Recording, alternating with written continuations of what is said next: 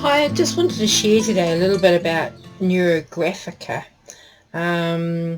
I really came across this about a year or so ago and found it really helpful in a time when I had quite a bit going on. And so yeah, this was a little tiny book of Neurographica that I've got that I just used for when I was traveling, and I found this really helpful. I took a course with Alina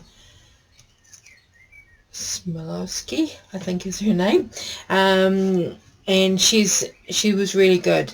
She has a very strong accent, but is such a kind and generous person. This was a really interesting kind of way of sort of working out what was important. So yeah, it could be used for all sorts of things, and I did find it really good at the time. And just last night I was just thinking about some things, and I just thought, oh, I've been doing a lot of soul pages lately, but decided to have a go with this, with the Neurographica method.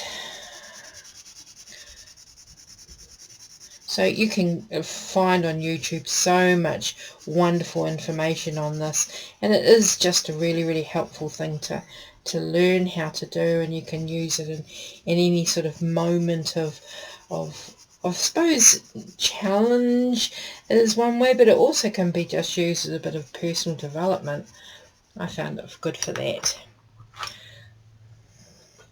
And the idea is, when you're colouring anyway, if I can remember rightly, because it is a little while ago, but you choose about 4 or 5 segments to colour in with one colour, and probably choosing maybe 4 or 5 colours to use across the whole spread.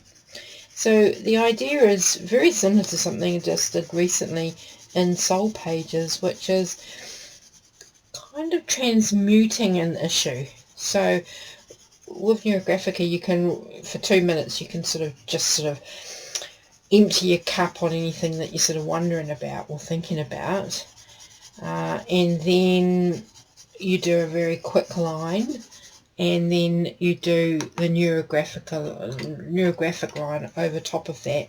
And a neurographic line is not one that you really control.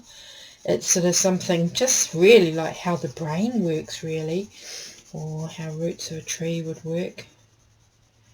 And the theory behind it is that the brain doesn't like hard lines. The brain really prefers, well, I've just spotted, or I've missed a curving.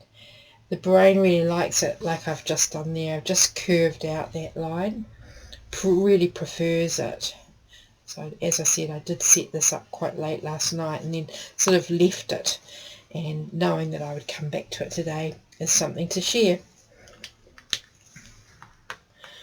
So just depending on what you're wanting from the experiences, then the different approaches. But I do really recommend, Alina's particularly good, but they're all very good. Natasha's very good. There's a number of them who are online and very generous with all that they offer. So yeah, you don't have to take it from me. They are very good, and I'm really a beginner, and I wouldn't ever say that I'm not an instructor by any shape or form, but just like this channel is all around just sharing different ways for using creativity to explore personal growth. I suppose there's a little edge of spirit in there as well, and also just learning new things. And the more and more I've been exploring, the more and more I get the feeling there definitely is an intersection between spirit, very strong intersection between spirit and art happening all over. I mean, it's always been there, but it's just becoming a little bit stronger. I once did a Rudolf Steiner course, and I was very interested in what he had to say, that you know, things happen in spirit first.